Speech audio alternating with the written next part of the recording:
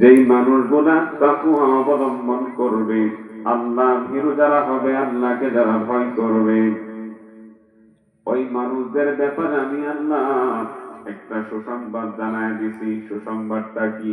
আল্লাহ বলেন,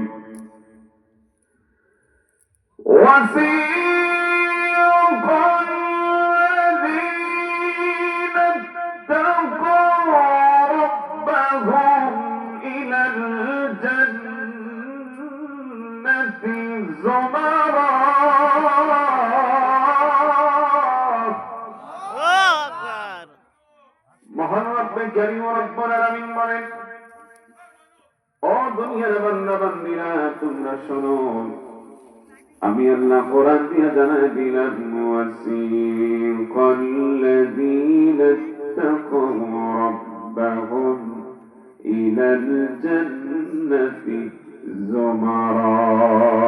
জোরে বলুন আল্লাহু আকবার।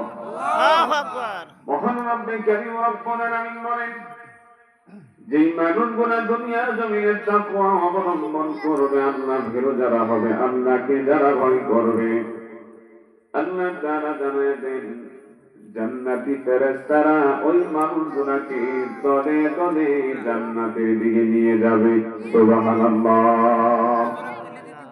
জান্নাতের দিকে যখন নিয়ে যাওয়া হবে, এই জান্নাতি মানুষগুলা যখন জান্নাতের সামনে, মানে গেটের সামনে যখন গিয়ে দাঁড়াবে, জান্নাতি মানুষগুলাকে দেখার সাথে সাথে আল্লাহ তাআলা এই আয়াতের পরের অংশে বলেন, হাত্তা ইযা জাউহা ওয়া ফুতিহাত আবওয়াবুহা।